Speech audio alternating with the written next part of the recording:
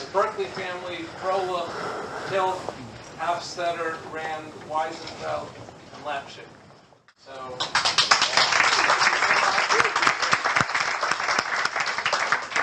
we have him speaking here this evening about his story, how he connected with Judaism, and I'll let us take it from here. Tomorrow, if anyone has kids or they're artistically talented, he's going to be doing an animation workshop from 5 to 6. If you know anyone in Miami who'd like to hear him, let me know. We're going down to Miami tomorrow night. Okay.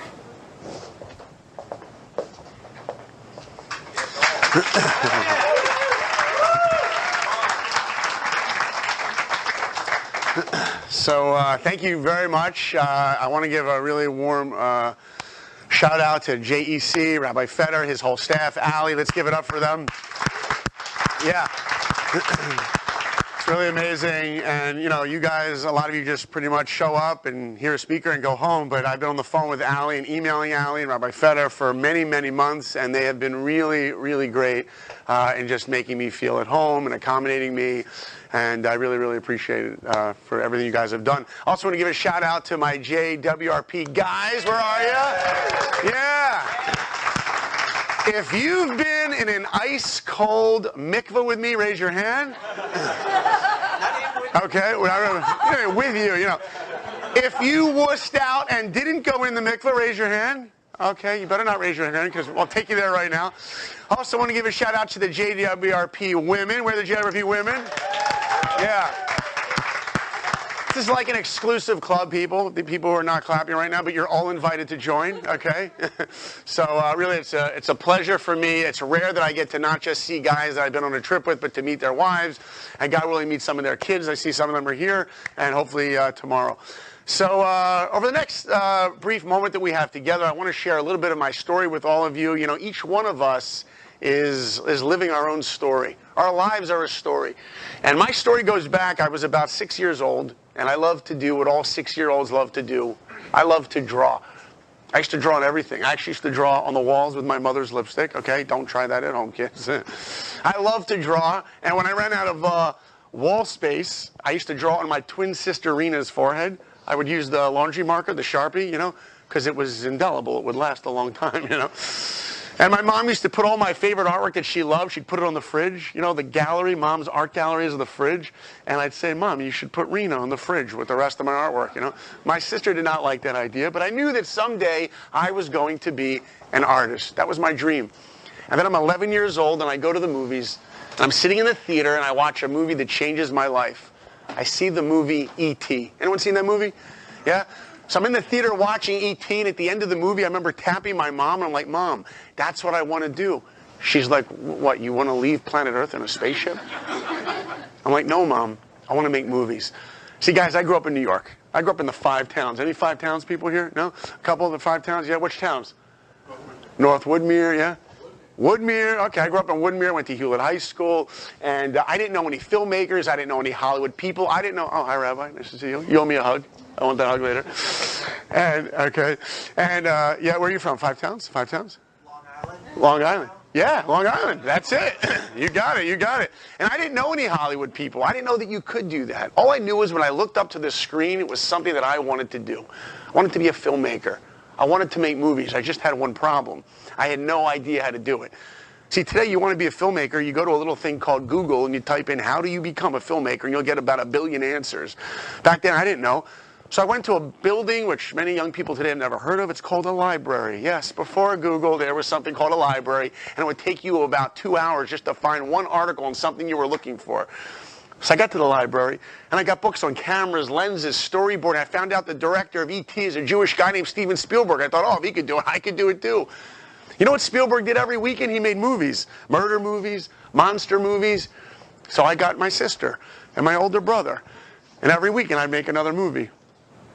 I remember one movie, we made a kidnap movie. I tied my sister up to a tree really, really hard, you know, tight. Afterwards, we went into the house to watch the movie. I remember my mom going, I like the movie, but where's your sister? I said, she's still tied to the tree. What's wrong? So I knew I was going to be a director. Then I get to high school. Someone says to me in high school, what are you going to do when you get out of high school? I said, well, I want to be a filmmaker. They're like, no, you don't want to do that. I'm like, no, I really do. They said, no, you don't, because if you want to be a filmmaker, you're going to have to move out to Hollywood. And Hollywood is filled with weirdos. They looked at me and said, you don't want to be a weirdo, do you? And I said, no, I don't want to be a weirdo. And right then and there, I gave up on my dream of wanting to be a filmmaker because one person told me I would end up a weirdo. I was very impressionable. Of course, today I actually do live in Hollywood. And my 4 kids would tell you, Daddy is a weirdo. So much for that. But at that time in my life, I gave up on the whole dream. My parents said, so what are you going to do? I said, I'll go back to wanting to be an artist. I didn't have a good art program in my high school, but my parents got an art teacher to come to my home. And once a week, she would teach me privately for 1 hour. She would say to me, Saul, drawing is about seeing. You have to develop your eye to see. She would teach me pastel, oil painting, charcoal. She'd set up a bowl of fruit, have me paint it. I was very bad at drawing hands. Any artists in the room? Hands are very difficult to draw. Yeah, hard, right? She said to me, if you're not good at drawing hands, draw a hand every day before you go to bed, and you know what will happen in 6 months? You'll get good at drawing hands. An amazing art teacher I had. I get my drawings together, making a portfolio, and then I go to the movies and I see another movie that changes my life. I'm sitting in the theater and I'm watching the movie The Little Mermaid. Anyone seen that? Yeah? Is that like an oldie? That's an oldie. Even for me, that's an oldie. I'm watching The Little Mermaid and I remember tapping my mom at the end of the movie. I'm like, Mom, that's what I want to do. She's like, what, you want to fall in love with a fish? I'm like, no, Mom. I want to work in animation, because you know what animation is? It's my passion. My passion for drawing, my passion for filmmaking, put them together, animation. And plus, I found out that Disney has a studio in Orlando, Florida. I don't have to go out to Hollywood. So there I am, junior in high school, and Saul knows exactly what he wants to do. Saul's dream is to become a Disney animator. I just had one problem. I had no idea how to do it. But you know what I did have? The most supportive mom in history. My mom took me, not my older brother, not my twin sister, she took me on a trip from New York, from Long Island, like you said, right down to Orlando, just to walk me around, literally going over to everybody at Disney. My mom saying to everybody, my son wants to be a Disney animator, can you help him? If you're a teenager and you have a parent, you know what the word embarrassing means, okay? Very embarrassing. I remember we're going on the It's a Small World boat ride. We're literally stepping on the boat, and my mom's like getting on with me, and the lady's like, how many in your party? We're like 2. We're stepping on the boat. My mom's like, by the way, my son wants to be a Disney animator. The lady's like, ma'am, it's a boat ride. On or off the boat, lady. So it's a true story. You cannot make this stuff up. So we go out there with the boat, and after the boat ride, I remember coming off, and the lady's like, look, if you want your son to work at Disney, he's got to be part of the Disney cast. See, Disney has their own terminology. They're not called employees. They're called cast members. You got to take your son to the Disney casting building. That's where they have interviews. So my mom takes me 4 blocks away from in Disney World to a Disney office building. Can you imagine what a Disney office building looks like? How beautiful. It was amazing. I remember the doors looked like the doorknobs were from Alice in Wonderland. Remember the doorknobs that talk? Right? They were made out of bronze. I open up those doors. I walk into an atrium. There's gold statuettes of Mickey, Donald, Pluto, Goofy. Even the air in there was like Disney air. You know how Disney has that like pixie dust air? You know what I mean? It's like special air. I remember there was a ramp that went all the way up to the office. Hi, welcome. Come on in. And there's a ramp going up there, and on the ceiling is painted Peter Pan and Wendy. Hi, welcome. Have a seat here. Not at all, not at all. Welcome, welcome. So Peter Pan and Wendy are painted on the ceiling. There's a painting of Walt Disney on the side. I'm like, how will I ever work here? Amazing. Finally, the lady calls me. It's my turn for the interview. I'm sitting there. She says, what are you doing here? And I said, well, I want to be a Disney animator. She says, well, we don't hire Disney animators here. I said, well, who do you hire? She says, well, we hire people that want to work in the parks. You know, they make the Dumbo ride go up and down, or that sells soft drinks for like $20 a Coke. You know, those people. I said, well, that's really not what I want to do. She's like, hold on a second. She walks out of the room, comes in 2 minutes later, hands me a piece of paper. That piece of paper became the most valuable piece of paper I've ever held in my hands, other than my wedding ketubah, of course, my wedding contract. That piece of paper was a list of 8 schools, 8 art schools that Disney recruits from. She says, if you want to be a Disney animator, you need to go to one of these schools. Well, in my head, the equation was beginning. Saul plus go to one of these schools will equal dream of becoming a Disney animator. How many times do I meet students, and I ask them, what do you want to do someday? What's your dream someday? And some of them that are lucky enough to know, they're lucky enough to know how the dream that they want. I ask them, how are you going to get that dream? And they look at me like, I don't know. Guess what? If you don't know how to get that, you're probably not going to get it. You go to a great restaurant. You taste an unbelievable dessert. Oh, creme brulee was amazing, and they fired the top of it. It was like a hard shell. Oh, that's awesome. You go home and try to make it? You can't, unless you have the recipe. Well, for me, the equation was beginning. Saul plus, go to one of these schools will equal dream. That was the recipe. So my mom took me on a trip to each of these schools just to see which would be a good fit for her son. I go from one art school to another. And as I'm going to one art school after another, I'm thinking one thing: who am I going to hang out with? Do you have any idea how strange students are in art school? I don't think you do. Pick the strangest person you have ever met in your life and fill a school with them, okay? I'm talking like black, thick eyelashes and streaked hair and piercings and black lipstick. These are the guys, by the way, I'm talking about, okay? I wish I were kidding. Strange. I'm a boy from Long Island that plays basketball. I was like a normal kid. At least I thought I was normal. I go from one school after another. I get to one school in Columbus, Ohio, the Columbus College of Art and Design. Guys touring me around the school to see, show me the artwork and stuff, the guy that tours the schools. And I remember looking on the walls, and there was these incredible paintings, beautiful artwork. And there was a photograph of Sean Connery in black and white, the original James Bond. Oh, there we go. We just dated ourselves. Anyone who knows what I'm talking about. And I said to the guy, why is there a photo of Sean Connery? He's like, that's not a photo, it's a painting. I'm like, what do you mean it's a painting? He's like, yeah, go closer. I'm like, it's a photograph. He's like, no, closer. I go all the way up, and there are those little paint strokes. You ever see photorealism? Like 50 hours sitting there painting. It's unbelievable. I said to him, your seniors are so talented. He said, Saul, every piece of artwork that you see on the walls here was done by our freshman class. They're a year older than me, and they're 100 times better than me. And you know how I felt? I was intimidated. Why would I want to go to an art school where I would be the worst one at the school? That's not the school for me. I'd be the worst one at the school.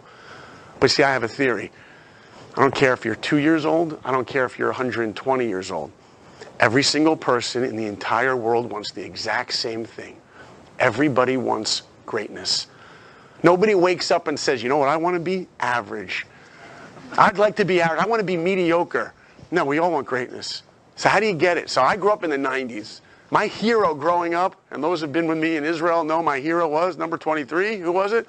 Jordan, Michael Jordan. I mean, the guy was amazing. By the way, last week, I went into one of those YouTube things where you click on one video, and then an hour goes by, and you just clicked on 50 videos, and I watched pretty much every Michael Jordan first game video. I mean, I couldn't stop. He's so unbelievable. He was my hero growing up. Michael Jordan played in the league. Do you guys ever hear Michael Jordan? You've heard of him, right? Right? Sometimes I give a talk, and kids are like, Kobe's better. I'm like, okay. So I'm literally growing up watching Michael Jordan. And Michael Jordan's first year in the NBA, he was already Air Jordan. He had his own sneakers. His posters were everywhere around the world. A critic comes after Michael after a game and says, Michael, you know what? You're a scoring machine, but your defense, it's a little lacking. You know what Michael Jordan could have said to the guy? I'm going to listen to you. Do you know how much money I just made playing basketball? You think my defense isn't so good? I just made $1 gajillion running up and down the court. Your kid's probably wearing my Air Jordan sneakers. But in Michael's head, he heard one thing. Something I'm doing is giving that guy the perspective that I don't have a good defensive game. I guess I better work harder on defense. And he did. You see, that's the answer key to growing. And he worked on defense. And next year in the NBA, one player, only one, was named the Defensive Player of the Year. Number 23, Michael Jordan. See, we all want to be great in life. Everybody does. Talk to my 5-year-old. She wants to be great in everything she tries. And I want her to want that. But in order to do it, we need to know what we do well. You know what? We know that. That's easy. Here comes the next part. We need to know what it is that we don't do well. You know what? We know that too. The third part is, in the place that we don't do well, that's where we need to put all of our energy. That's it. So I chose this school because I thought, you know what, if I'm the worst one at this school, then if I go to a school like this, they'll have to help me become better. And I chose the school, and thank God they chose me. First day I'm about to walk into the school, about to meet my roommate, and I'm thinking one thing. God, before I walk into this room, I'm like, God, please have me be living with someone normal, please. Like, who am I going to be stuck with in this cave for the next semester? I walk into the room. My roommate already had his stuff settled in there. In his wardrobe cabinet, all his clothing, black. Just black, everything. Like out of a movie. Like all black pants, shirts, everything. Over his bed was a life-size sculpture of Jesus on the cross. Yeah, I had a Michael Jordan poster over my bed. And this is true. It's the Michael Jordan wings poster where Michael Jordan's arms are out like this, you know? You get what I'm saying? He had a life-size sculpture of a man nailed to a cross with his arms out like this. Literally a cross from my... You know what? I actually never even thought that till right now, that the wings poster was opposite of that. And I've told this story before, and I've never actually realized that till right now. It blows my mind. I got to tell my wife. Of course, my wife made me take that Jordan poster down. When we got married, I wanted to put that over my bed. She's like, there's no way. No way that's going to... And she won. I had it framed, too. I thought, honey, it's in glass. It goes down, honey. My roommate comes in. He has a shaved head, big blonde mop of hair over one eye. I never saw that eye. Totally hidden, you know. He was like the Phantom of the Opera, you know. This guy had all black, but he had these red leather boots that went up to his knees. And he had 50 holes for laces, but he wouldn't put laces in. I'd be like, Joe, why don't you put laces in? He goes, no, I don't do laces. I'm like, why? He goes, because laces means conformity. I don't conform. I'm an artist. I'm like, oh, boy. You know, I walk a little bit further down. I see another guy's room. I open up the door. The guy in his room has Mickey Mouse slippers. I'm like, what kind of college guy wears Mickey Mouse slippers? No offense if any of you guys have Mickey Mouse slippers. I'm not judging, you know. He's got the Mickey Mouse lunchbox, the Mickey Mouse clock, the Mickey Mouse telephone, Mickey Mouse bedspread. He has every Disney movie poster that was ever created. It was Disney World in a room. This guy was Mickey crazy. He's not in the room. I see in the corner he's got sketchbooks. So I pick up his sketchbooks, and I'm looking through his sketchbooks. You know what they are? They're drawings of Mickey Mouse. 50 drawings of Mickey. Mickey playing baseball, scared Mickey, sad Mickey. I never drew Mickey before in my life. I was intimidated. Then I see another sketchbook he has. It says hands and feet on the cover.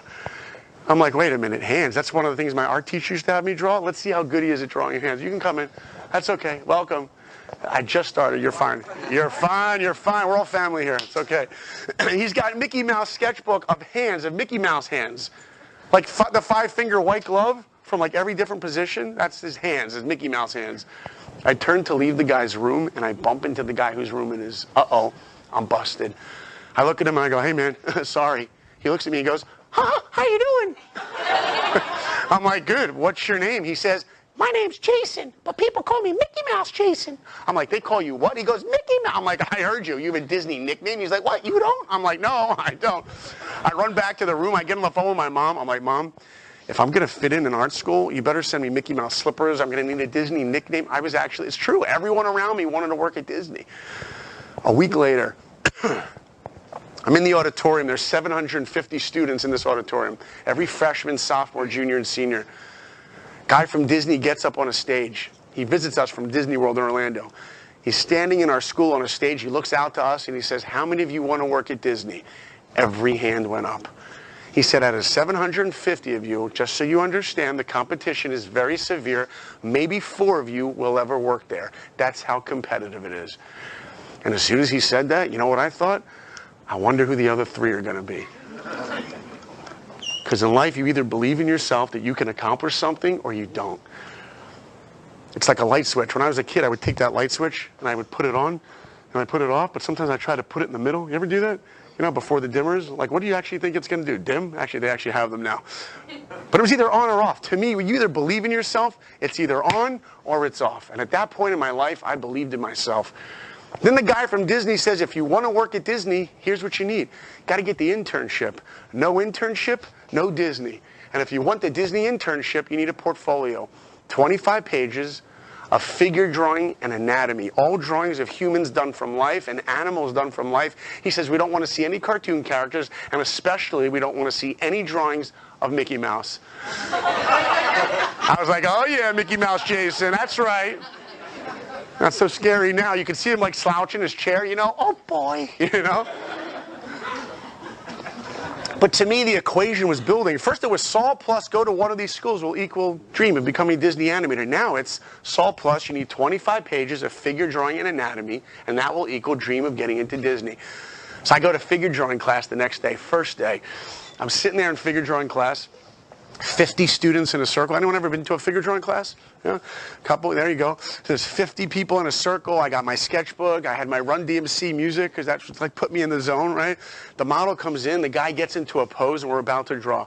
Professor looks over and says to us before we draw, he goes, "I want you to just stare at the model." So I'm staring at the model, and the guy's standing there like this. He's not moving. And we're staring, and a minute goes by. Do you know how long a minute is to stare at someone not moving? Watch, I'll stand for 2 seconds. I watch, that gets just a little boring. Watch. Anyone bored yet? I am. 2 minutes go by. 3 minutes. 4 minutes. 5 minutes go by. After 5 minutes, he goes, okay, now draw. So I'm about to draw. He goes, oh, hold on, before you draw, model, I want you to leave. The guy's like, sir, I'm supposed to be paid for a 4-hour session. He's like, yeah, don't worry, we'll pay you, but we don't need you anymore today. You could go. The guy takes his stuff and goes. Professor looks at us and says, okay, everybody, now draw. I raise my hand. I'm like, sir? He's like, yeah, is there a problem? I'm like, yeah, the model's gone. What am I supposed to draw? He says, what'd you do? I gave you 5 minutes.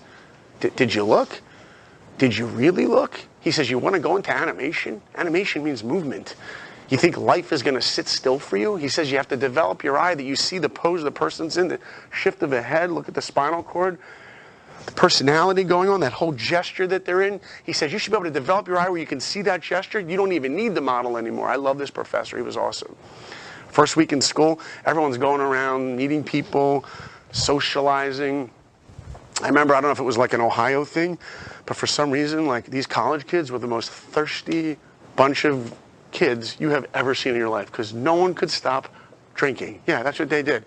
Lots of apple juice, okay? Big time. Huge amounts of apple juice. So I go to one of these college parties because I hear they're serving apple juice out of these big barrels. Funnels for apple juice. It's crazy.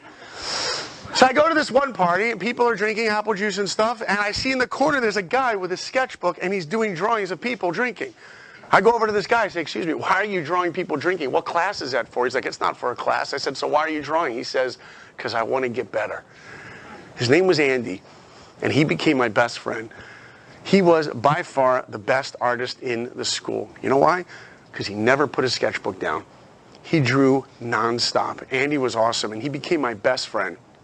And I can tell you guys, just hanging out with a guy like that made me a better artist. Because who you choose to be friends with actually affects who you become. Who we choose to spend our time with doesn't just affect if we have a good time on a Sunday night. It actually affects the kind of person that we're going to be. And Andy was disciplined. Andy worked hard. I remember the other kids blowing off their homework. They always had this like puff of smoke next to them, all wearing black with a black lipstick, blowing off their homework. And there was Andy just drawing them. Andy and I would go play basketball together. When we weren't playing ball, we would sit there with our sketchbooks and we'd be drawing all the time. Awesome guy. He had great value system. He was a really great guy, my best friend. Sophomore year, I get my best drawings together. I put them in a leather portfolio and I send them to the Walt Disney Studios. I'm on the phone with my mom. She's like, honey, you're going to get in. I'm like, Mom, you have to say that. You're my mom. You know? A couple months go by. I get a letter on Disney stationery with a gold leaf Mickey imprinted on the top corner. My name is printed on there. I open it up. I'm on the phone with my mom. She's like, honey, tell me. I'm like, Mom, it says Saul, thanks for sending your portfolio, but unfortunately, you didn't make it. Now, I didn't get in. I was rejected. You know what? I didn't even care. It was my first time trying. I didn't expect to get in. I was just a sophomore. I remember actually thinking that, you know what, I'm lucky. The Disney company knows that I'm alive. Look, they put my name on an envelope. I put that on my door, on my wall, next to my desk. People were coming into my dorm room. Blinkoff is so lucky. The Walt Disney Company knows he's alive. I was popular because I had that letter. Another whole year goes by. Me and Andy are drawing all the time. We would go to the Columbus Zoo, and it was cold. You guys don't know what cold is. I'm talking cold, bitter cold, gray skies, Columbus Zoo. And when our whole class would go to the zoo to draw animals, the entire class would basically sit in a Wendy's drinking hot chocolate, and there was only 2 guys out there in the cold actually drawing the elephants, walking back and forth, Saul and Andy. And if you asked any of those guys, how come you're not out there drawing? You know what they would have told you? I can't draw out there. It's too cold. If I go out there and draw, I'll die. Really? You're going to die? Or maybe you'll just be a little uncomfortable. We don't like to get out of our comfort zone. Yeah, who said life has to be comfortable all the time? You really want to grow? It's going to take a little bit of pain. It's going to take a little bit of bitter cold chapping your fingers because you know this is something that you want to do in any aspect of our lives. And Andy and I did those drawings, and we sent that portfolio in, and we waited. And at this time in the school, everyone knew. If there's 2 people that are going to get into Disney, it's Saul and Andy, because they never stopped drawing. I go home, it's midway through the year, and it's junior year, I get a call one day. It's Andy on the phone. I'm like, hey, man, what's up? He's like, did you hear? I'm like, no. Did you? He's like, yeah. I said, what'd you hear? He says, I got it. I said, you got what? He goes, I got the internship. I'm like, you got it? That's amazing. He's like, but you didn't hear? I'm like, no, but they could be trying to call me right now. I got to hang up. We didn't have call waiting back then. Yes, I am that old. Can you kids even imagine living in a world with no call waiting?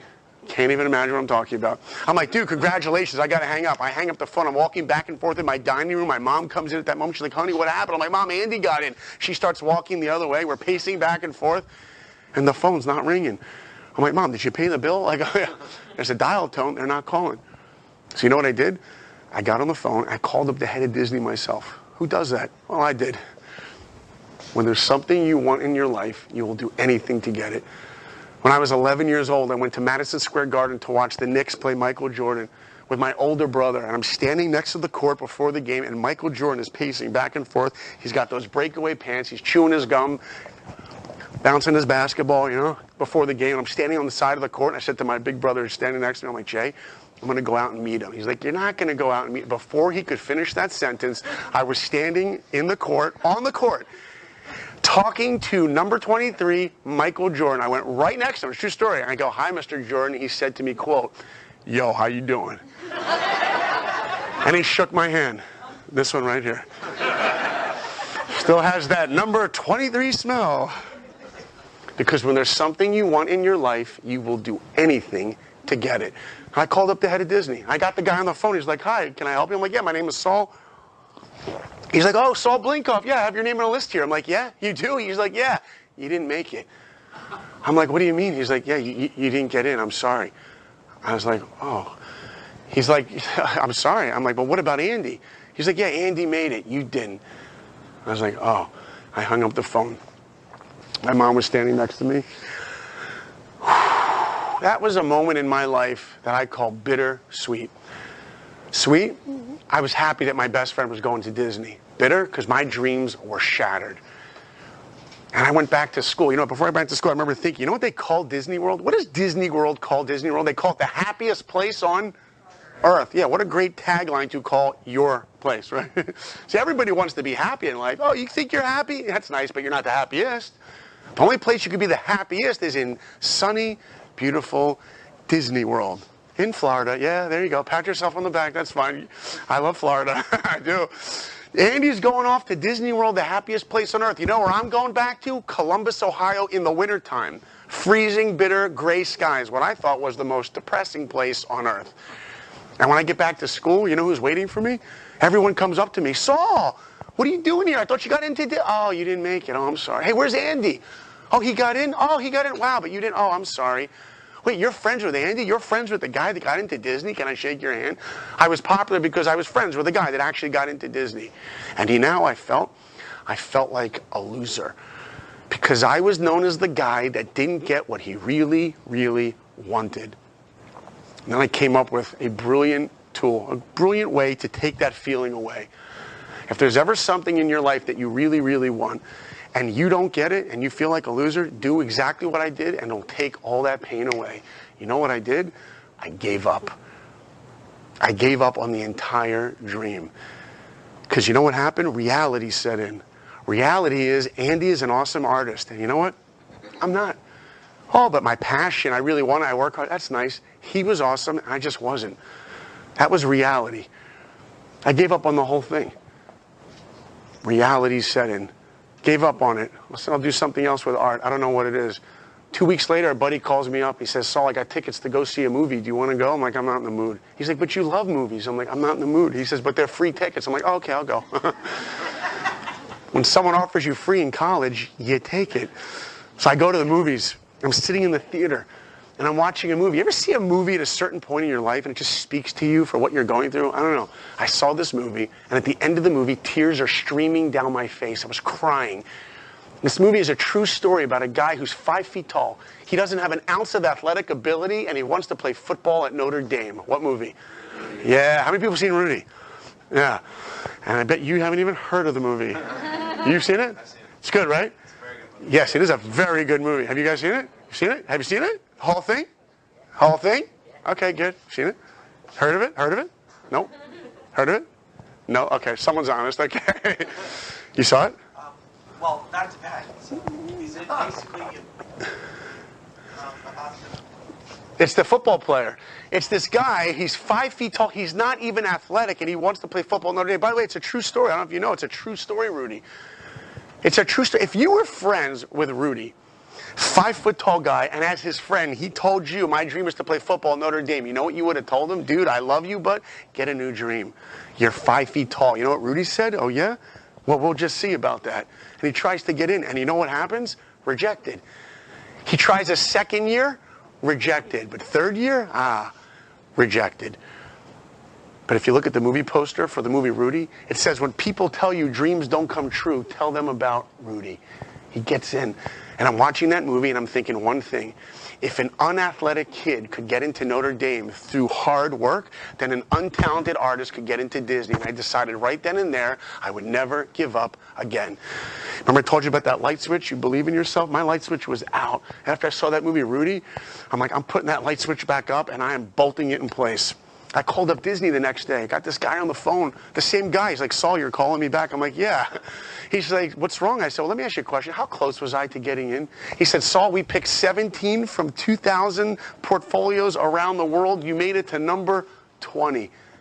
I missed it by 3. Do you know how many times in our lives we could be so close to achieving something, but we feel like we're miles away?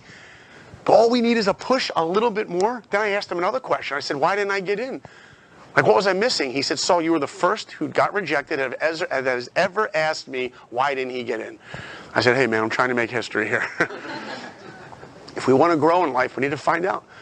Get a perspective. We all fail in our lives. When's the last time we failed at something and asked the person, tell me why I failed? We don't do that. You know what we do? We go, oh, they don't like me, they failed me. What do they know? What do they know? They're wrong. And then you surround yourself with your friends and go, yeah, what do they know? They don't know anything. Yeah, you feel better about yourself now because you could put that person down. Did you imagine doing one other thing? You know what? Maybe they're right. Yeah, maybe, oh, but they're rude. Who cares if they're rude? Maybe they're right. Maybe they actually have a little bit of wisdom to tell me what I can do to grow in my life. And if you can find out what's going on in that person's head, you're a king. You're a queen. So the guy says to me, you know what you should put in your portfolio? I said, what? He said, you need more perspective in your drawing. Don't just sit there drawing the model from wherever you're sitting in class. Get up and walk around. Stand on a stool and look up at a model or down at the model. Give me something dynamic. Answer key. I go to figure drawing class the next day. I get a chair. I take this chair and I put it in the center of the room. Don't worry, your camera's going to be very thrown off right now. Hold that for me, would you? Okay, I take this chair and I put it in the center of the room and I put it next to a giant wood box. I stand on the chair. I stand on the wood box and my head is 20 feet up in the air. I'm looking down at the model drawing. This lady's looking up at me like I'm nuts. Some guys in the back of the room, they're like, look at the dork standing up on the box. Did I care what they think? No, who cares what they think? If my goal in that room is to be accepted by the other kids, then, oh, you're right, I should get off the chair. But if my goal is to grow as an artist and the head of Disney tells me in order to do that I need to stand up on a box, then I'm going to be standing up on a box. And I did those drawings. After class, my professor, who thought I was a little crazy, came up to me and goes, Blinkoff, why are you standing on the box? I said, because Disney said I have to work on that. He goes, let me ask you a question. Can you control whether Disney says yes or no? I said, no. He says, can you control how good any other artist is? I said, no. He says, so what is it that's in your control? So I thought about it, and I said, well, I can control how good I am as an artist, right? He says, no, you can't. You think Michael Jordan could control that he become the greatest basketball player that ever lived? No. He only controlled one thing. He took 750 jump shots every single day before breakfast. While everyone else in the NBA was sleeping, at 5 a.m. he was shooting another jump shot and another one and another one. And my professor looked at me and he said, the only thing that we can control in our lives is how hard we work. That's it. The investment that we put into something, the outcome, it's not up to us. My professor told me to take out a piece of paper and write this down. I did. He said, write this sentence down, Saul. Nobody worked harder today than me. He says, if you can't say those words and it's true, you don't go to bed. Nobody worked harder today than me. I wrote it down. I thanked him. I went back to my dorm room. I put those words up next to my 2 rejection letters from Disney. I was signed up for 5 figure drawing classes. Every free time I had, I went to other I was up to 8 figure drawing classes. I was drawing nonstop. I went back to my dorm room and I had drawings that I had done throughout my years at school. Oh, I love that artwork, and that one won an award, and my mom loved that one, and one kid once told me I was so great. I ripped them all down. Instead, I put up drawings from Michelangelo, Leonardo. I called up Andy at Disney. I'm like, hey man, send me artwork.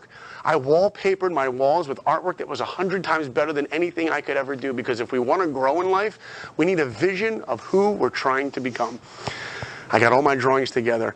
I was about to send them into Disney, and Disney put out this mass, a letter to all the art schools that they're not accepting portfolios anymore because Beauty and the Beast just came out, was nominated for a Best Picture Oscar, and they're getting flooded with portfolios. They have a new system. The Disney Studios is going to send a Disney animator from the studios to your school. That person will look at your artwork, and if they like your artwork, they'll send your portfolio to Florida, to the studio there, for another round of review. So the guy shows up at my school. His name is Bill Matthews. He's a big guy with a big white beard, looked like a rabbi, totally looked like a rabbi. The guy was 70-something years old, was one of the original animators on Sleeping Beauty. Used to hang out with a guy named Walt Disney. You think I wasn't terrified to show my artwork? I was terrified. I give him my portfolio. It was alphabetical, so my name was called first. He's looking at my portfolio, and he's like, Saul, my boy. He had the coolest voice. I love this guy. He's like, Saul, my boy, I like your drawings. I'd like to send your portfolio to Florida for further review. Would you like that? I'm like, would I like that? Yeah, I would like that. I would like that. I hand him my portfolio, and as I hand it to him, I don't let go. I'm clutched on it, and so is he, and I'm in a tug-of-war with a 75-year-old man. He's like, Saul, my boy, what are you doing? I yanked it out of his hands. True story. I yanked it out of his hands. He's like, Saul, what are you doing? I'm like, let me ask you a question, Bill. Where are you going after this school?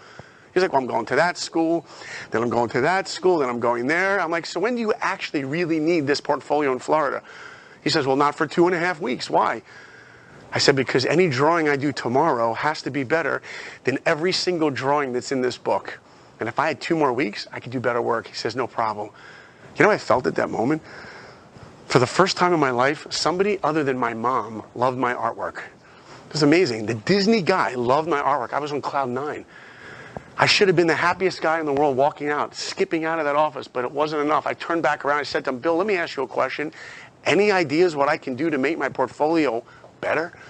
If you're looking at hundreds of portfolios around the world, you just told me you love my work. Of course, in life, when we fail, that's a perfect time to ask someone, why did I fail? Guess what?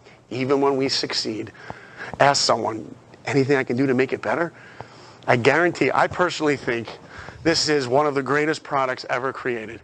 Not the smartphone, the iPhone, okay? I'm an iPhone snob. I love this thing. My kids know when Daddy buys anything from Apple, we have like an unboxing ceremony in our home. Even the way the plastic just smells, and they have that little green sticker to tell you where to lift it from. You don't even need a scissors. It's beautiful. And if you look at this, it's unbelievable. My kids are like, Dad, don't talk about your iPhone. You're going to go on and on. I love this thing. I guarantee when Steve Jobs finished creating the very first iPhone, he probably put it down on that conference room table. He brought all his executives in, gave him a nice l'chaim. Good job. Look what you did. Look what you did. You created the first iPhone. Now, you know what you're going to do? Come back tomorrow and tell me how we're going to make it better. If you walked by Steve Jobs in his garage when he was tinkering with Wozniak on that piece of wood, building his first computer, and he said to you, hey, come here, Blinkoff, I got to show you this. I'd be like, what do you got, Steve? He's like, look what I made. I'm like, hey, that's cool. He's like, anything else? I'm like, no, that's awesome. He's like, okay, good. Can you leave? But what if I said to him, you know what, it's awesome, but did you ever try thinking of putting a circuit board like that? Like, I don't know anything about computers, but did you ever try? If you could have given him one little moment of something to make better, he would hug you. That's how we need to approach life.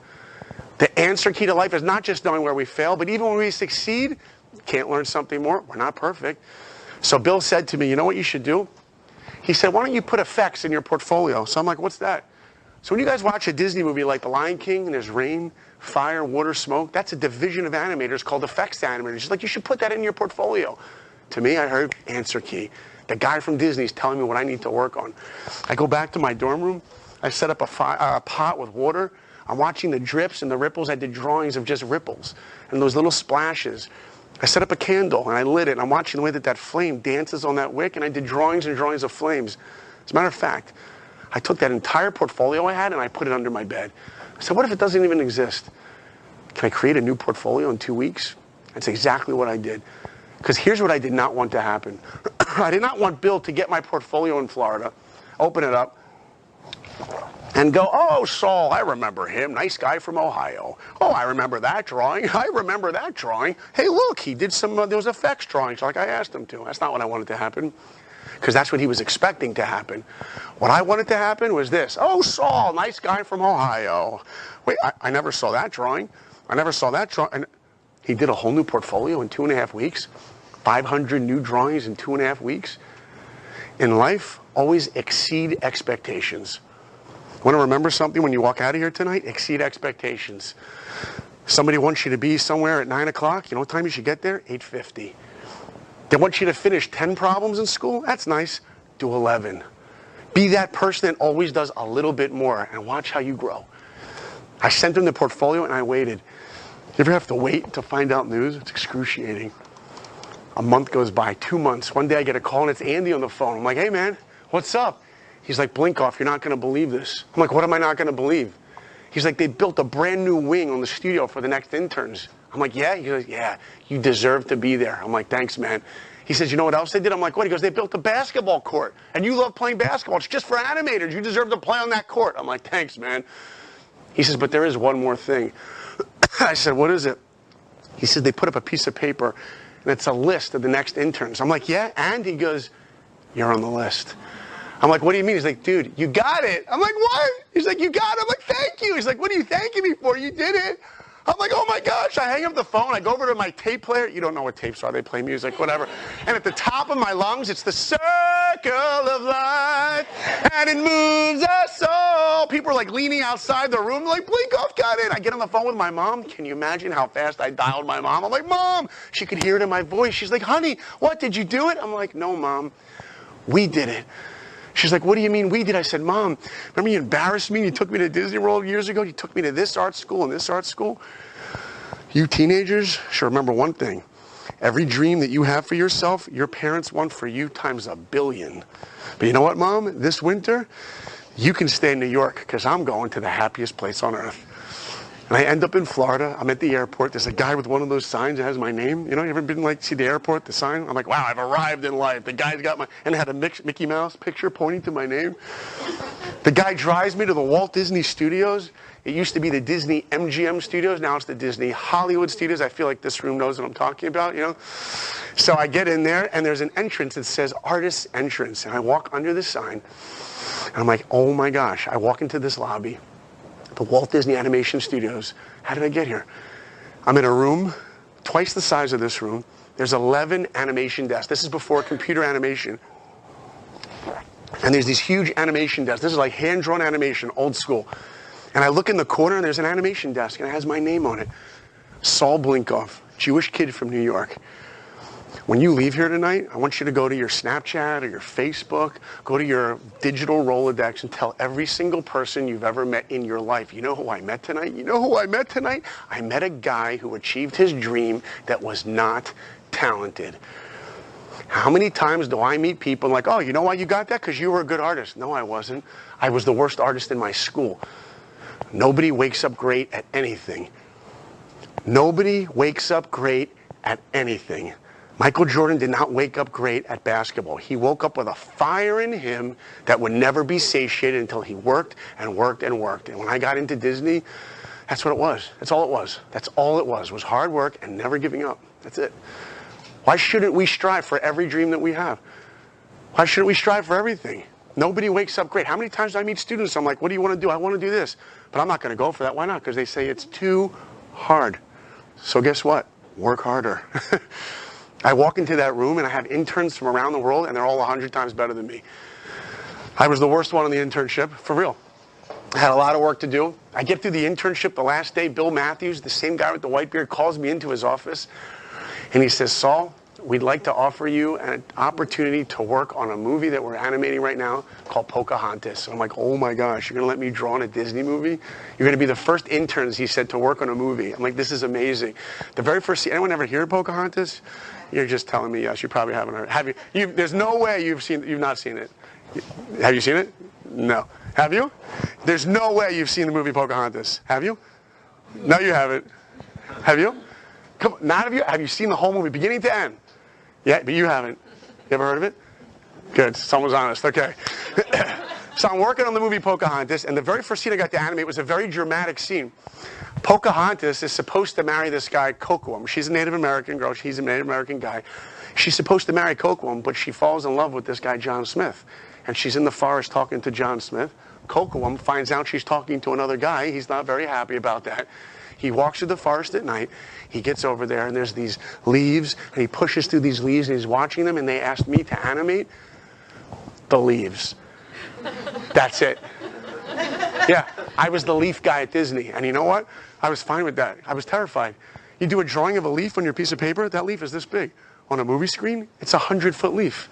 It better be a good leaf. I took a Xerox of those first leaf drawings. I sent it home to my mom. She tells everyone in the community, my son draws leaves for Disney. She's so proud, you know. She takes that Xerox and puts it on the fridge with the other gallery. And my sister, who's still hanging there, you know.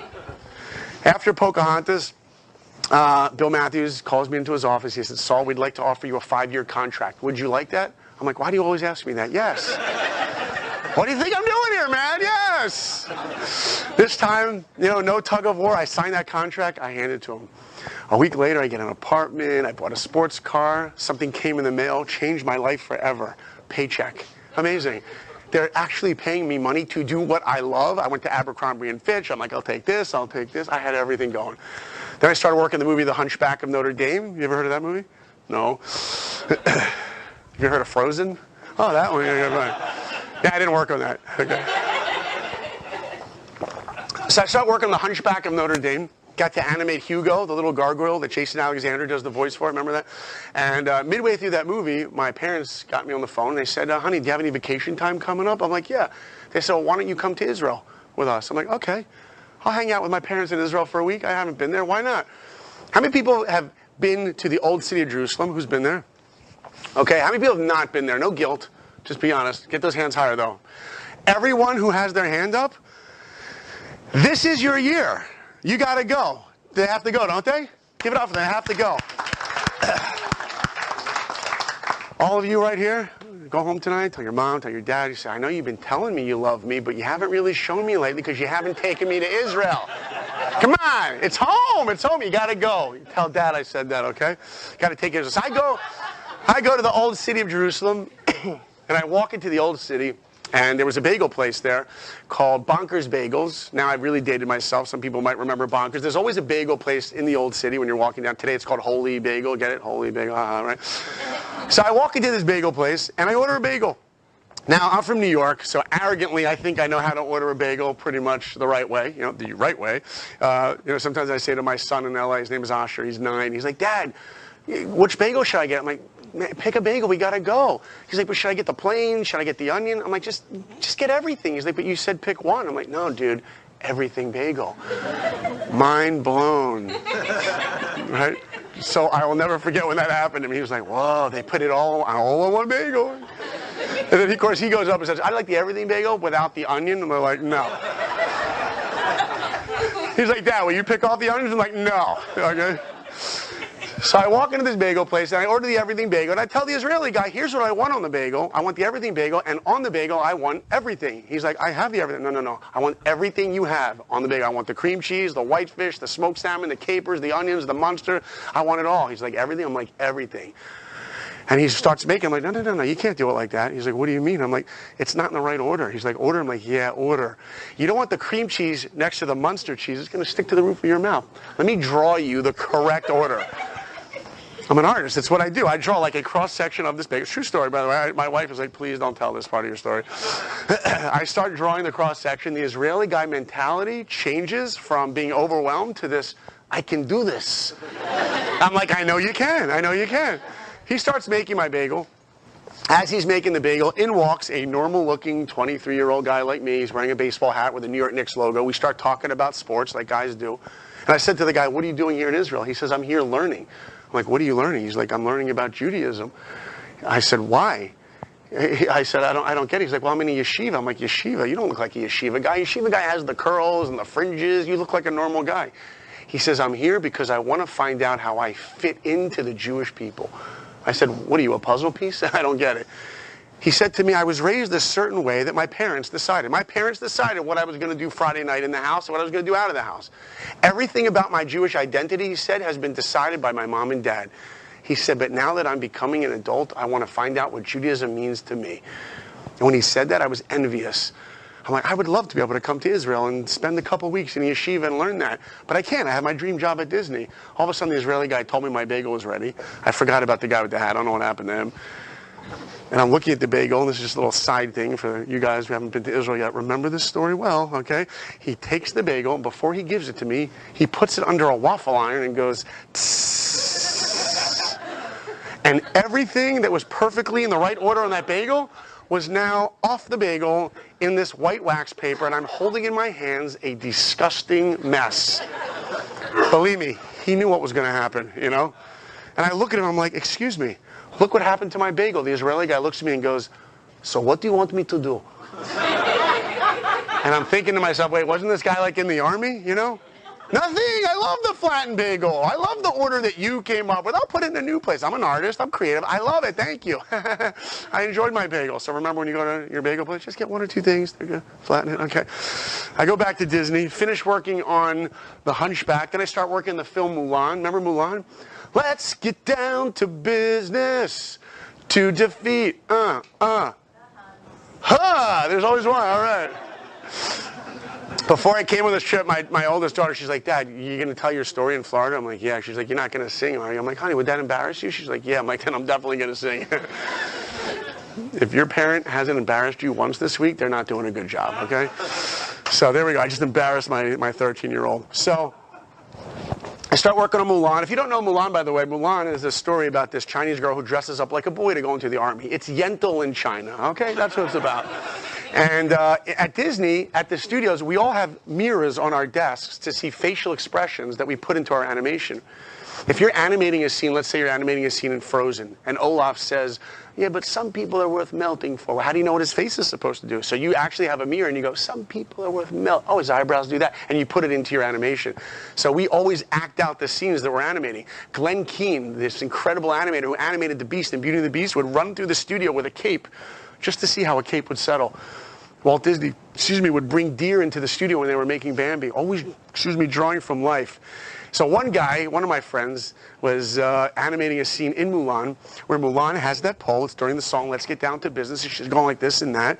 And he can't figure out the poses. He says, Saul, can you come into a conference room and help me out? So I go into this conference room. He sets up a video camera. I have the pole, and I'm trying to figure out the poses.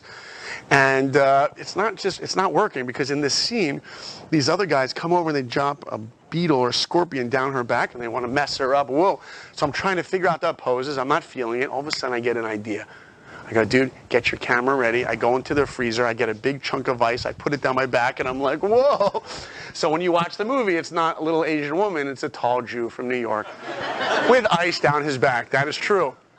So that's how we make the movies. So after Mulan, we found out the next movie we were going to work on is Tarzan. Remember Tarzan? Son of man, look to the sky. Oh, just embarrassed my daughter again. Check, okay? Send that video to my daughter, please. So there was just one problem. They weren't ready for us to go on to Tarzan yet. See, it takes 4 years to make a Disney movie. The first year, you're writing the script, then you're developing characters, then comes the animation, then there's the color. 4 years. Today it costs $190 million to make one animated movie. Sometimes it takes 5 years to make it. A huge amount of work. Well, we would come into work every day, and they weren't ready for the animators to start drawing on Tarzan because they were having trouble with the script. So we come into work every day with nothing to do. They call it downtime. Downtime is you get paid to do nothing. It's awesome. Just when you're in high school and your guidance counselor's like, what would you like to do for a living? Don't say downtime, because another translation for that is homeless, okay? But to get paid to do nothing, pretty cool thing. And you know what downtime is in Disney World? You ride the roller coasters all day.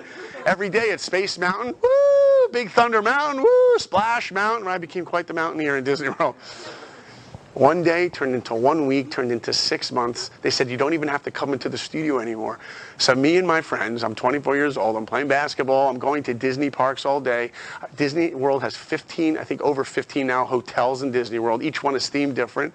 We went to the beach club pool every day. They have one of those lazy rivers. You ever been on a lazy river? You don't even have to be alive and you can swim. It's amazing, right?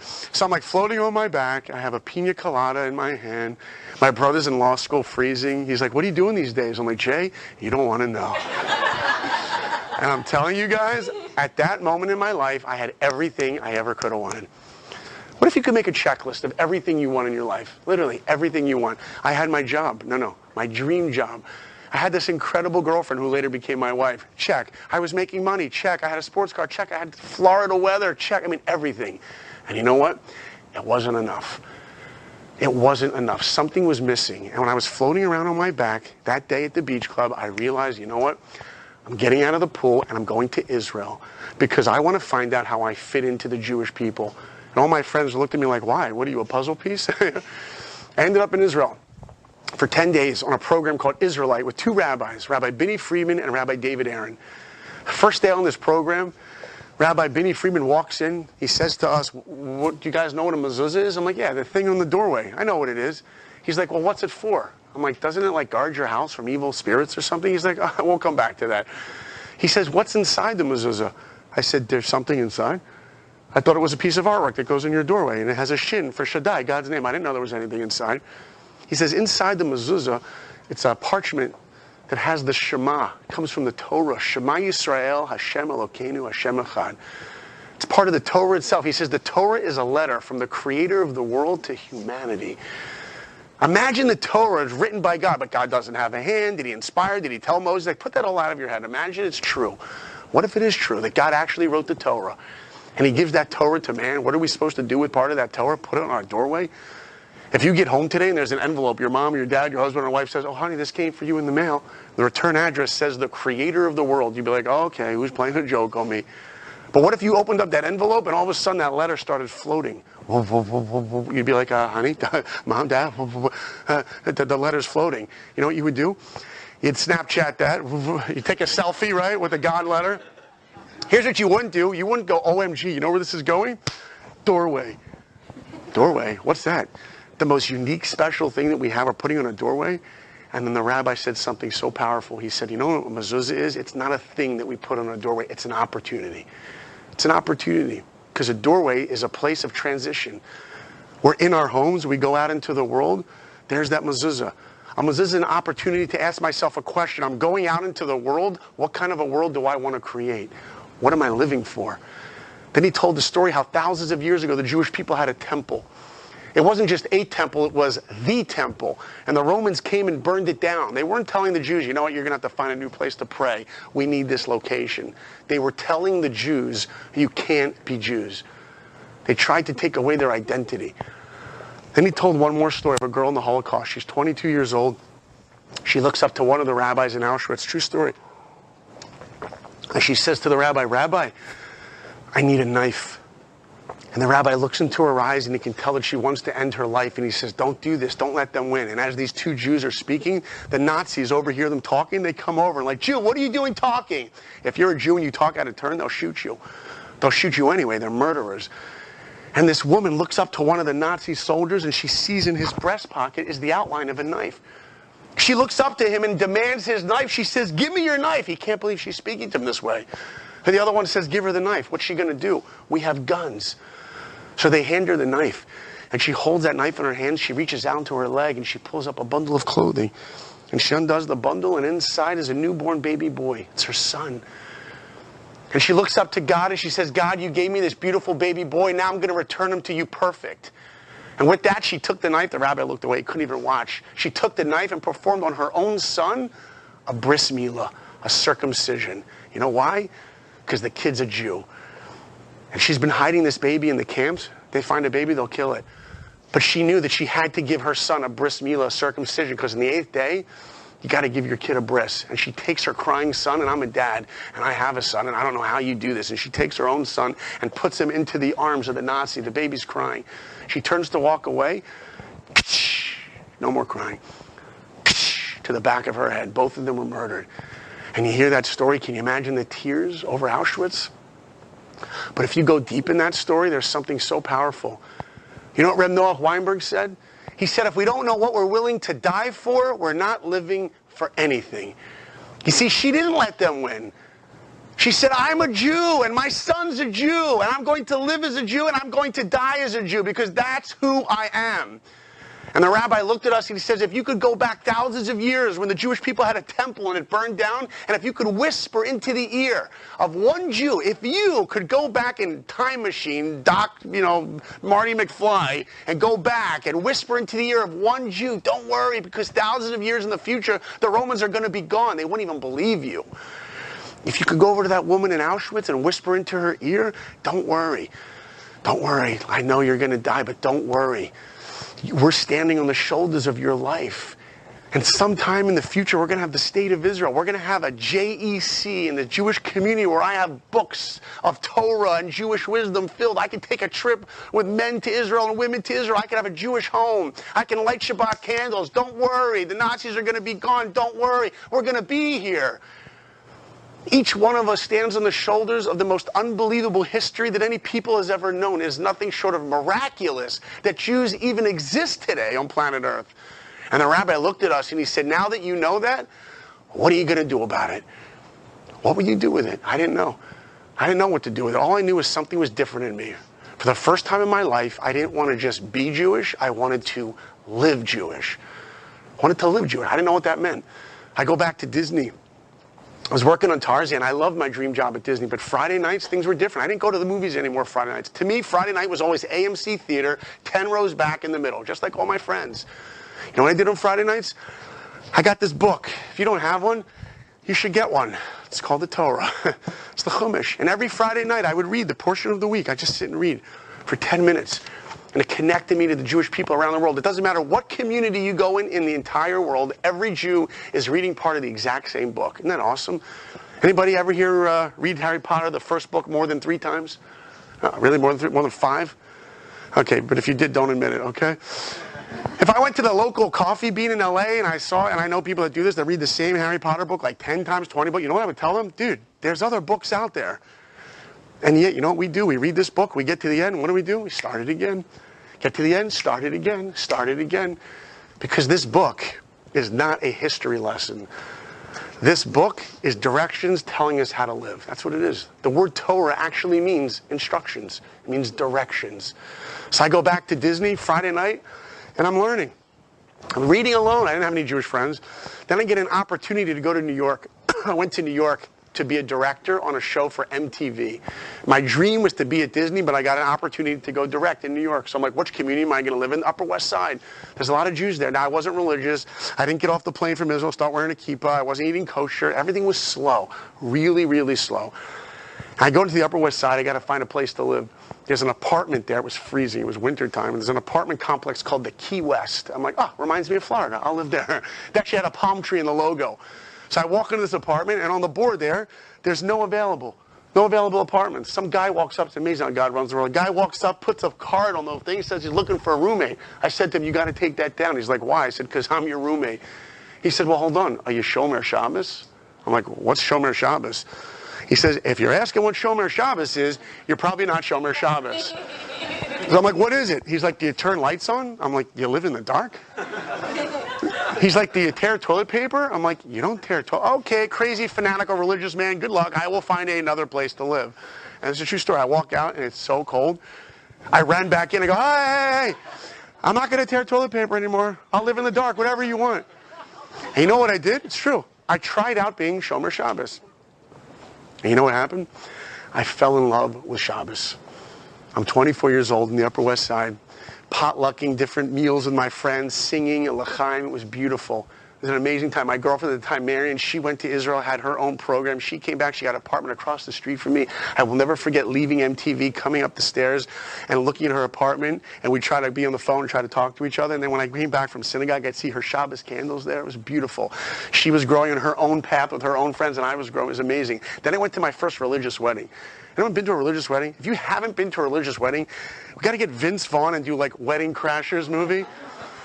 I went to this religious wedding, and very shortly after, I had my own religious, observant, whatever word you like, wedding. I want to give you a moment from my wedding. You guys still awake? You still with me? I got to share this with you, okay? At my wedding, I'm in this room with all these guys, all my friends. My wife-to-be-married is sitting at this throne, beautiful here. She has her mom and her sister and my sister, and all her friends are there, and I'm here with all my buddies. And all of a sudden, someone leans in and says, "Showtime," and you hear the music. Ba, ba, da, ba, ba, ba, ba. They dance me up, ba, ba, ba, ba, ba, ba, ba, on a huge room, hundreds of people. Ba, ba, da, ba, ba, ba, ba. And as they're dancing me over, there's one thing I want to see. I want to see her face. Because you know what Judaism says? A week leading up to the wedding, it's customary for the bride and groom not to see each other.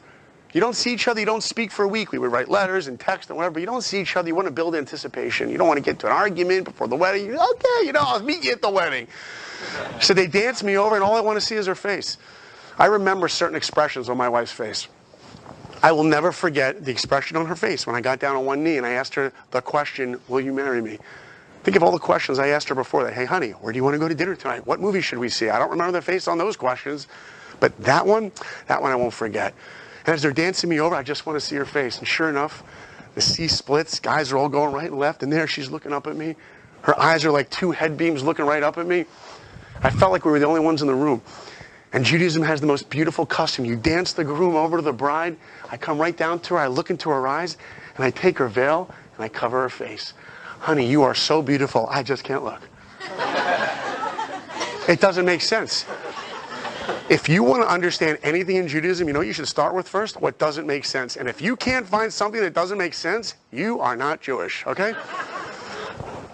We live in LA, and every year in the fall, I always think my non-Jewish neighbors must be on the phone with their friends going, "Marge, yeah, Tina, my Jewish neighbors, they're doing that thing again."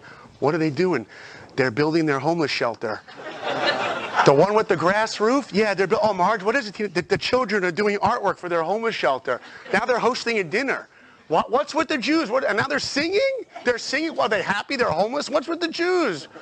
And you know what? She's right. What's with the Jews? Why would we leave our home and sit in a sukkah for a week every year? It doesn't make sense. But if you go deep into the story, it really does make sense. See, when the Jewish people were in the desert for 40 years, the sukkah represents the clouds of glory. The creator of the world is sustaining us. The desert is the last place you want to go for vacation. You know what it's like in the day? It's scorching. Scorching, but not for the Jewish people. Because the clouds of glory is the creator of the world giving them an air-conditioned flow of air. It was one miracle after another. In nighttime when it was cold, they had an airflow of warm air. If we could sit in a sukkah for 1 minute in our lives and be real with one idea, you know what? I don't need that house to make me feel secure. I don't need that bank account to make me feel secure. Because you know what I have? I have the creator of the world sustaining me. And if we could be real with that idea for 1 minute, how could you not sing? How could you not dance? Now go back to my wedding. You know the meaning behind why they danced me over to her? Because Judaism says when you get married, don't just marry a person based on what they look like. If you're marrying someone based on what they look like, then the next day when they change their hairstyle or life happens, you should get a divorce. No. You marry someone not because of what they look like, but because of who they are inside. The part that's hidden. And there's always a hiddenness to each of us. And that's what I'm committing to. What I see and what I don't see. Rabbi David Aaron says something beautiful. He says, we're not human beings, we're human becomings. We grow. We evolve, we change. You ever been to a wedding? If you've been to a religious wedding, you're seeing a guy who's 19 years old marrying a girl at 18. My wife and I always think the same thing. Do they have any idea what they're in for? No, and guess what? We didn't either. We didn't either. And we commit to what? To getting through life together. Ups and downs, that's the whole thing. We're going to go through life together. So we get married, we moved out to LA. I returned to Disney as a director. I'm directing a Disney movie. The year is 2002. I'm directing a movie called Winnie the Pooh, Springtime with Rue. The very first day as director on this movie, I have a huge drawing of the 100-acre wood where Winnie the Pooh lives. And they want me to put my initials to autograph it, to approve that drawing, the layout drawing of the 100-acre wood, the tree where Winnie the Pooh lives, so it can go to the background department to get colored. So I look at the size of the houses and stuff. I'm like, yeah, it's perfect. Good, I sign it, so it should go to the background department. Everyone leaves the room. And I'm left alone with this big drawing. It's literally huge, like 6-foot drawing. And I'm thinking to myself, don't Disney artists like hide things in the movies? I'm going to hide something in the movie. I go over to the drawing, I sharpen my pencil, no one's around. And on Winnie the Pooh's house, next to his doorway, I hid a mezuzah. Yeah, I drew it in the movie. Now he's not Winnie the Pooh, he's Winnie the Jew. It's true. The next movie I directed, Kronk's New Groove, the sequel to Emperor's New Groove. I'm directing it, I'm reading the script, it says Kronk gets married. I'm like, this is awesome, let's give him a chuppah. Who's going to tell me no? I'm the director, come on. So I get my wedding album out that has the calla lily flowers that we had actually, and I give it to the art director. They put it in the movie. Now he steps on the glass. Mazel tov. It's in the movie. Today I live in LA. By the way, if you're ever in LA, and I mean this sincerely, if you're ever in LA, come to us for Shabbat dinner. Maybe not all the same night, you know, okay? Although, we'll see if we can make it work, but I mean it. My wife and I would love to host you, your family, anytime. It could be 5 years from now. Oh, Saul, you came to the JEC, you spoke to us, you don't remember me? Come to us. We'd love to host you for Shabbat dinner. You know what you'll get to see? You'll see at the end of the day, by the way, we're all busy. I'm busy. I got an iPhone, I got an iPad, I got an iMac, and my kids know on Tuesday night, yeah, Daddy's home Tuesday night for dinner, but if I get that little ding, I'm away from the table in a second because it's work. I got work to do. Daddy has a work call. Everyone quiet down. You ever heard that in your house? Daddy has a work call? My kids, ooh, shh, shh. Yeah, kids, I'll be right back. This is important. Actually, it's more important. Not on Friday. No, Friday at sundown, there's no ding. iPhone off, iMac off. It's all off. And I sit with my kids for a 4-hour dinner, and they can sing, and they can ask me questions, and we tell stories, and they get dressed in their beautiful little clothes, and they each come up to me for a blessing. It goes back thousands of years to Jacob, and even little 5-year-old Naomi comes up, and I put my hands on her head. Naomi's like, Dad, where's my blessing? Where's my bracha? I give it to her, and my wife and I have a custom that every Friday night we whisper into each kid. They call it the Shabbos secret. The Shabbos secret is whatever the kid's going through that week that maybe I just didn't stop and tell them. Maybe I needed to tell my son, you know what? Yeah, you lost that basketball game, but who cares? Man, you played hard. I'm proud of you for that. Just a one little moment. And they look forward to that Shabbos secret more than any dessert they're going to get that night. They want that Shabbos secret. I live in LA, and it is difficult to balance a Jewish and a secular life for many people. Not for me. You know why? Because I got my fences up. I tell everybody at work, I'm like, you know what? I leave Friday at this time, Shabbat's coming. And they all know it. And they respect me for it because I get there a little bit earlier on Friday and I work a little bit harder. My kids also, they're involved in some Hollywood stuff. My daughter, Meira, she's 13. When she was 5, she did voiceover in a Disney show called Phineas and Ferb. Anyone ever heard of that show? So you could actually, yeah, cool. It's a good show. So she did her voice for that. And then we thought, oh, our kids can do voices. This is good. It can help pay for their yeshiva education, you know? So my son, Asher, when he was 6, now he's 9, he had an audition for a movie. And how do you know a kid can do voices in a movie? So a script comes in, especially a kid that can't read yet. He was 6 at the time. He couldn't read so well. So he would imitate the director. So I go over the lines with him. And the line is, but Dad, when can we go? And his ear is so good. He'll go, but Dad, when can we go? Like, perfect. So he had, like, we recorded it on my iPhone. I sent it in. And I'm just a dad. I'm not like director dad. I'm just dad sending an audition. And he gets a call back. So I bring him into the Sony studios, and it's one thing to be able to record his voice on my iPhone in our living room. It's another thing at 6 years old to send him into a room where mommy and daddy aren't going to be with his professionals and a microphone. We don't know he's going to do it. He's about to walk into that room. He takes off his kippah. He's like, Dad, should I wear the kippah in there? Because it's acting, right? I'm going to be someone else. I'm like, no, you're still a Jew. Get in there, man. Keep your kippah on. He's like, what about my tzitzis? Should I tuck in my fringes? I'm like, no, pull them out longer. Come on, you're a Jew. Get it. He goes in there, my ear's up against the door, like proud dad listening, and he hits it out of the park. And out of hundreds of kids, they cast our son Asher. He was in a movie called Hotel Transylvania 2. Do you remember that movie with the kid with the red hair? Dennis, remember that movie? So that's my son Asher. He's the voice of Dennis in Hotel Transylvania 2. By the way, here's a little plug. Hotel Transylvania 3 is coming out this summer. You should all go see it. It'll help his yeshiva education some more. And I'll end with this real quick. One time I had to bring him to the Sony studios, and it was like literally an hour before Shabbos, and he had to get there to record. The studios is literally 10 minutes from our home. And I said to my wife, there's no way I'm going to get to that studio, get him recording there, and get home in time for Shabbos. We're hosting a meal. I got to help you, blah, blah, blah. So I pull up to this, and Ashi's asleep. I picked him up at school. He's asleep in the back. He's got his big black felt kippah, like over his, he's drooling, you know, he's asleep. This is awful. And if I pull him to the studio, I got to park over here, and I have to walk him all the way across. This is a huge studio lot with like big, like 30 sound stages, a huge live action studio. I'm going to have to wake him up, walk him all the way to the other side of the lot where he's going to record. There's no way. So I pull up to the front gate, and I said to the guy, listen, I have the main star of the movie here. He's like, who do you have? I'm like, I got Asher. He's like, oh, no problem. I'm like, oh, okay, good. As I'm pulling in, I hear him say to the other guy, you know who he's got? Who does he have? Usher. I did not correct him. For those of you that don't know, Usher is an African-American R&B rap singer. He didn't know I had little drooling religious boy with the black heap on his head. So I got him there. We made it. It's good. I want to share one more final thing, and I'm going to end in literally 2 minutes. So here we go. Stay with me, okay? First of all, you have no idea how much it means to me that you were all here tonight and that I had this opportunity to come and speak to you. It really means a lot to me.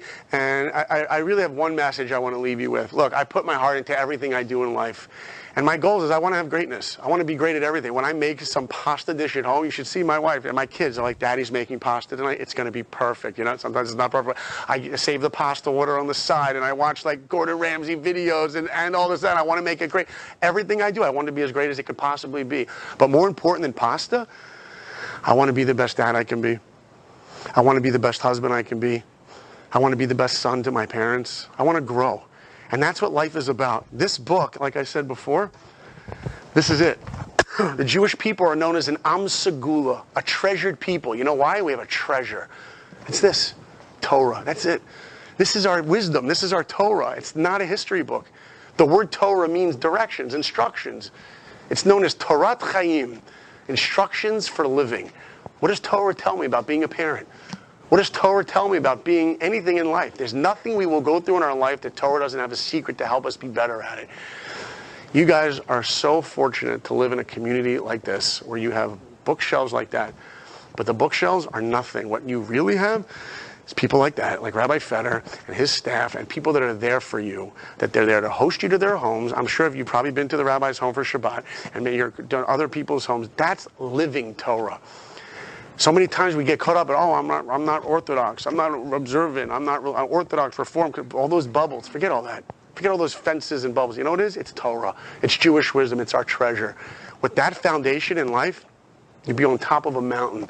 Anyway, guys, thank you so much. I really appreciate you having me. Thank you. And I told my kids, thank you. I told my kids I would get a picture. I'm going to do one of those panoramic shots, okay? So they say, Dad, you better bring home a panoramic shot. So I'm going to give you my best little James Bond pose here, okay? Here we go. You guys are right there. Remember, it's not a video, so you don't do wave. You can hold your, but don't. There's always one person like, hey! It's just a big blur, okay? So don't. Here we go. Ready? And dun dun dun dun dun dun dun dun dun. Sing slow down, okay? Dun dun dun dun dun dun dun. Doo doo doo. Doo doo doo. Doo doo doo. Doo doo. Okay. Thanks, guys. Okay.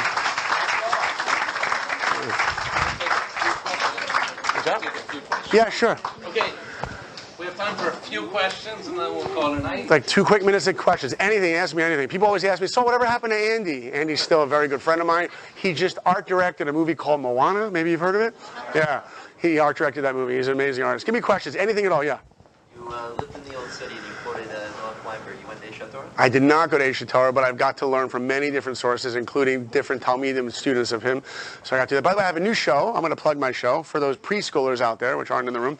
But if you ever heard of a book called Llama Llama Red Pajama, so I just directed the first season of that show. It premieres this month on Netflix. You should go check it out. It's the first season of that. Any other questions? Yeah.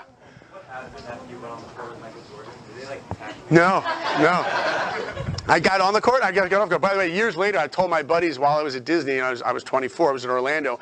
The Orlando Magic were playing the Bulls, and I told my friends this story, and they're like, "Oh yeah, yeah, you can sneak on the court. Go do it right now." And then my friends, like, true story. He's like, "You know what? I'm gonna give you one better. Go into the tunnel because it's before the game."